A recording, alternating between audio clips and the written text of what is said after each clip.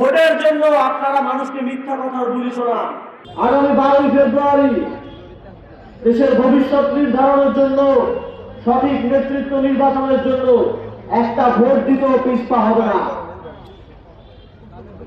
আমরা 17 বছর শেখ হাসিনার ফ্যাসিবাদকে দেখেছি, কিন্তু ক্ষমতায় না আসতেই আমরা গত 17 মাস আরেকটি দলকে ঠিক শেখ হাসিনার ফ্যাসিবাদের মতোই কার্যক্রম করতে দেখেছি। আমরা দেখেছি তারা কিভাবে পাড়ার দোকান থেকে শুরু করে রাষ্ট্রের সর্বোচ্চ পর্যায় পর্যন্ত প্রত্যেকটি ক্ষেত্রে চাঁদাবাজি করেছে। আমরা দেখেছি তারা কিভাবে মানুষের হক মেরে খেয়েছে, তারা কিভাবে বাংলাদেশের মেহনতি মানুষকে পদে পদে অত্যাচার অনাচারের মধ্য দিয়ে গিয়েছে। তারা যদি ক্ষমতা পায় তাহলে তারা কি করতে পারে, এটাই 17 মাসে তারা আমাদেরকে দেখিয়ে দিয়েছে। তারপরে যদি আমরা সেটা না দেখতে চাই তাহলে আমাদের সামনে বিগত 17 বছরের মতো আবারও কালো দিন অপেক্ষা করছে। তারা এখন বিভিন্ন জায়গায় বলে যে মানুষ সংস্কার বুঝে না, পেটে ভাত না থাকলে কিসের সংস্কার। তাদেরকে আমরা মনে করে দিতে চাই, জুলাই দলের যুদ্ধখানের শহীদদের অধিকাংশ মানুষ হচ্ছে সমাজের খেটে খাওয়া মানুষ। তাদের পেটে ভাত না থাকলেও তারা দেশের জন্য জীবন দিতে পিছপা হয় নাই।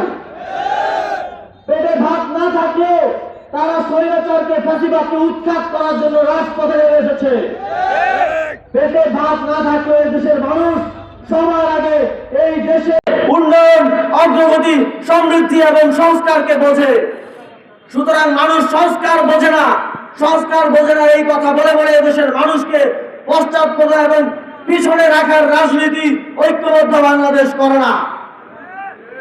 আমরা সমাজের উচ্চবিত্ত থেকে শুরু করে খেটে খাওয়া মানুষ থেকে শুরু করে প্রত্যেকটি মানুষের এই দেশের রাজনীতিতে, এই দেশের সংস্কারে, এই দেশের পলিসি মেকিং এ তাদের যে হিস্সা, সেই হিস্সা বুঝিয়ে দিতে চাই। আমরা কাউকে সংস্কার বুঝি না বলে রাজনীতি থেকে, দেশের ভাগ্য নির্ধারণ থেকে দূরে রাখতে চাই না। আমরা সমাজে উঁচু শ্রেণী নিচু শ্রেণীর বিভাজন চাই না। আমরা মনে করি বাংলাদেশ সবার, প্রত্যেকটি নাগরিকের এই বাংলাদেশের প্রশ্নে কথা বলার, রায় দেওয়ার অধিকার রয়েছে। ফ্যামিলি কার্ড, চা শ্রমিকের কার্ড, যত কার্ডের কথাই বলেন না কেন, বাংলাদেশের মানুষ জানে, বাংলাদেশের মানুষের সেই অভিজ্ঞতা আছে যে আপনারা কোনো কথাই রাখবেন না। আপনারা অতীতেও কথা রাখেন নাই, ভবিষ্যতেও কথা রাখেন নাই। শুধুমাত্র ভোটের জন্য আপনারা মানুষকে মিথ্যা কথার বুলি শোনান। বাংলাদেশের মানুষ এখন আর আগের মতো নেই। বাংলাদেশের মানুষ অনেক বেশি সচেতন এবং তারা এই সচেতনতার প্রমাণ 12ই ফেব্রুয়ারি ভোট বিপ্লবের মধ্য দিয়ে দিবে।